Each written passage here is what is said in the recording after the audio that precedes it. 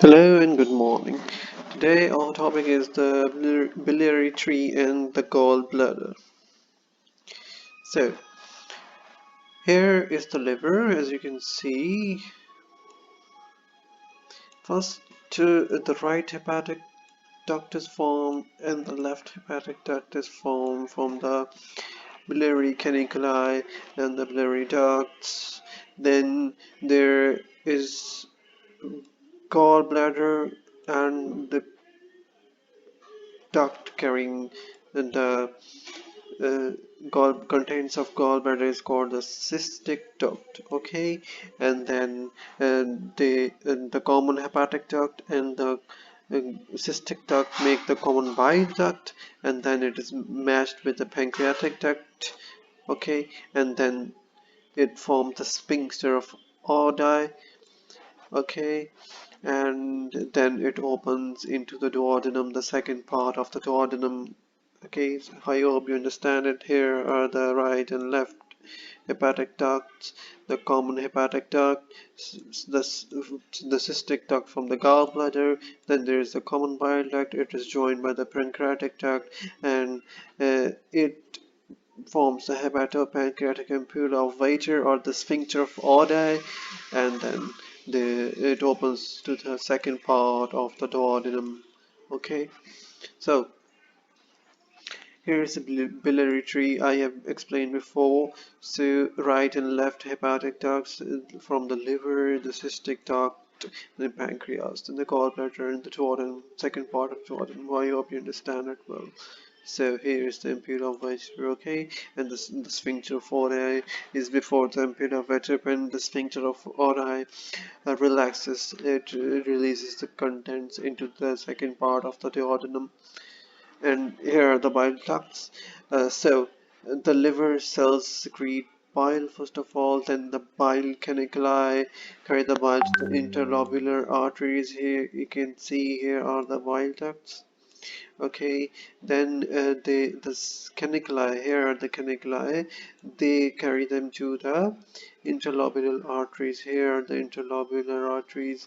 Interlobular means between two lobes, and then they carry to the larger ducts, and eventually at the porta hepatis it is a point where the right and left hepatic ducts are formed. Okay, so here are the sinusoids, the spaces between the two um, caniculi, and here is the bile caniculi, which is carrying the bile.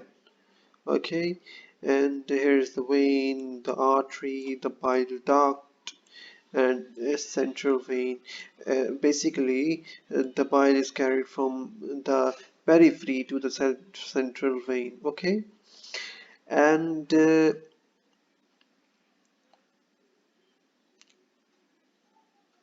there are sinusoids. You can see interlobular, the central vein, and bile duct. Okay, a portal triad. Portal triad means it has three things in it: a bile duct, a portal venule, and a portal arteriole. Okay, here you can see a portal triad, and here's the portal vein. Portal meaning for the liver, and the bile ducts, as I've explained before, the bile caniculi, the smallest vessel, then the interlobular ducts between the two lobes. Interlobular ducts make the right and left hepatic ducts. Okay, the right hepatic ducts drain the right lobe of the liver, and the left duct drains the left lobe, caudate lobe, and the quadrate lobe of the liver, and then they form to unite the common hepatic duct. So, um, it is joined on the right side by the cystic duct. Okay, as I've explained before, here is the cystic duct joining the common hepatic duct. Okay, and then the common bile duct and the pancreatic duct is also joined, and then it opens to the second part of the duodenum. Here it is again. Here's the sphincter of Oddi. When it relaxes, the contents flow into the second part of the duodenum. Okay, the common hepatic duct, 1 to 4 centimeter in length, 4 meter of diameter. Jenny. It's 4 meter thick, or its lumen is of 4 meter. It lies in front of the portal vein, okay, to the right of the hepatic artery. The Here you can see it here. Here is the common hepatic duct, okay, and it is joined by the cystic duct to form the common bile duct. Here is cystic duct joining the common bile duct, common duct, sorry, common hepatic duct, and then the common bile duct. So, right hepatic duct drains right lobe of the river, left hepatic duct drains left of the river, the caudate and the caudate lobe, meaning left hepatic duct is draining the most major part of the liver. And then there's the common hepatic duct, as I've explained before.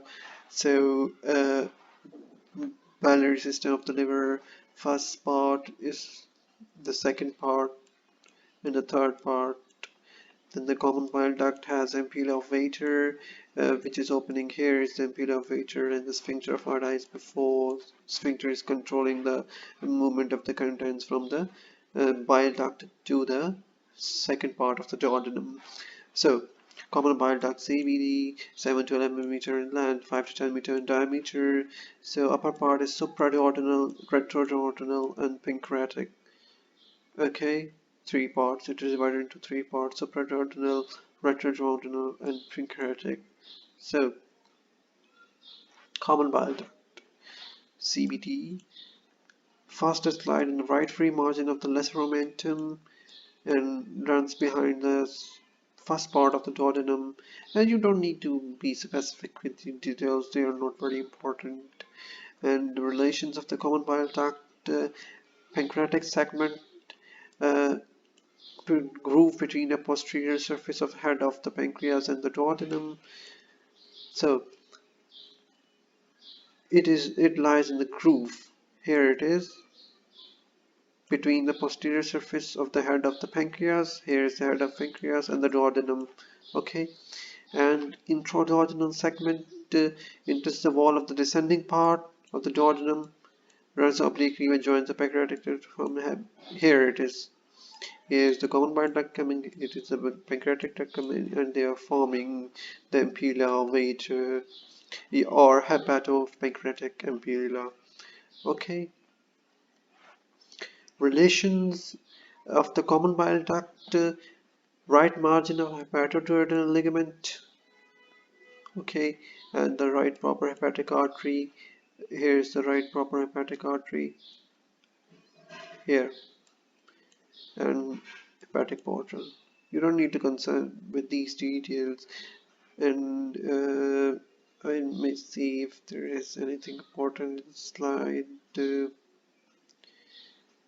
Okay, so here's the major papilla, ampulla of Vater, the duodenum, and the sphincter of Ardai. Nothing too new in it. And this is the gallbladder itself. Okay, there are the gallbladder duct variations. There can be different gallbladders, some anomalies in it.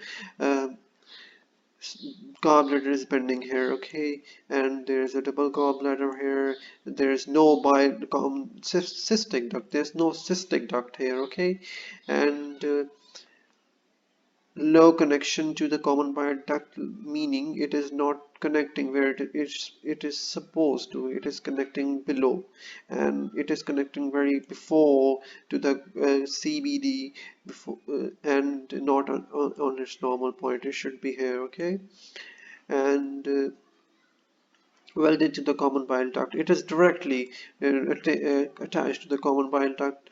Not there's no cystic duct present. Okay, so and it can be attached to the left side as well, not on the right side. Basically, it is on the right side, and found spiral bending, padding of the gallbladder. Here you can see it is not normal. So liver, bile duct, small intestine, gallbladder. As you can see, it is a very basic story that I've explained before. Same thing here, nothing new. So here it is a gallbladder, and it has three parts: the fundus, the above one, the body, and the neck is becoming smaller, and then attaching to the cystic duct and the hepatic duct, forming the common bile duct. Okay, relations of the gallbladder. The peritoneum covers the fundus, which keeps it adhere to the wall of the gallbladder, sorry, the wall of the liver. If it is not present, the gallbladder would like swing in the air. So, and it doesn't bind the posterior surface of the gallbladder, only the head, the fundus of the gallbladder. So, relations: anteriorly, the anterior abdominal wall, the inferior surface of the liver. So its anterior is present in the anterior abdominal wall, of course, and the liver itself. Here you can see it is present behind the liver, not in front of it. So inferior surface of the liver. So posteriorly, it has transverse colon and the first and second part of the duodenum. It has colon and first and second parts of the duodenum running behind it.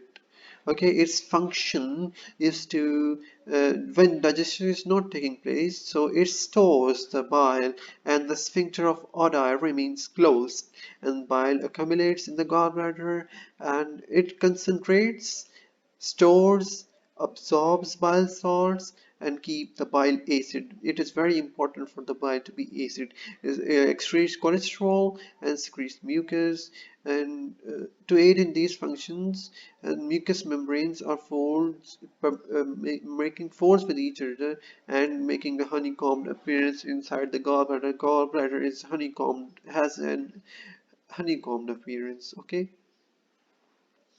So, here are the very normal things which I've explained before. You don't need to concern yourselves with these. So, blood supply. Uh, it is supplied by the hepatic artery and in the portal vein. Here you can see here it's a proper hepatic artery. Sorry, not this one.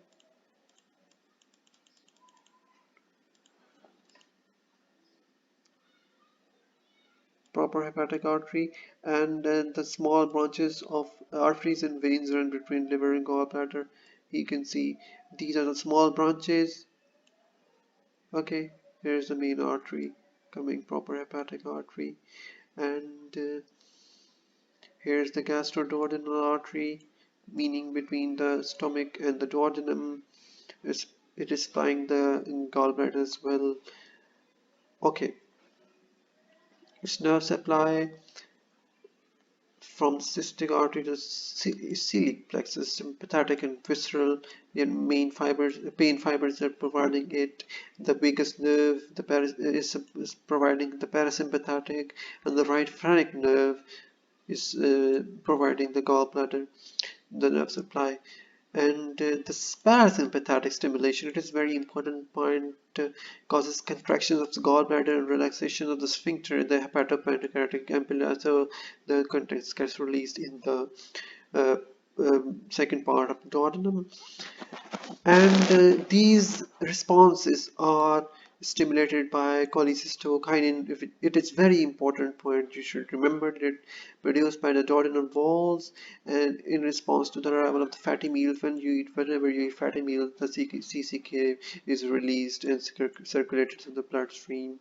So lymphatic drainage of the gallbladder is to the hepatic lymph nodes. Okay, and meaning it also drains in the hepatic lymph nodes, as same as the liver, and uh, and through cystic lymph nodes located near the neck of the gallbladder, and afferent lymphatic vessels then pass to the celiac lymph node, which is the main one. Blood supply: cystic artery, hepatic artery, cystic vein, portal vein. Okay, these are the supplying. So sympathetic, parasympathetic are from the celiac plexus. Lymphatic drainages from the cystic nodes to hepatic nodes, then to the celiac nodes. This is the order. Uh, then again the same photo. How so? The gallbladders can also form stones, which irritates the gallstone. They are known as gallstones. It can be stuck here in the cystic duct, okay, or they can be stuck in the common bile duct, which can cause jaundice. And if it is stuck in the cystic duct, then the gallbladder will not be able to secrete its secretions. And if it is stuck in the gall in the common bile duct, which then the secretions from the liver and the gallbladder both cannot reach the second part of the duodenum, as you can see here, and it will cause serious pain in the abdomen. Cholecysto acute cholecystitis. Okay, chole means gallbladder, itis means inflammation. So cholecyst means gallbladder and itis means inflammation of the gallbladder. If there is no blood supply, it is ischemic and then it will become gangrenous and die.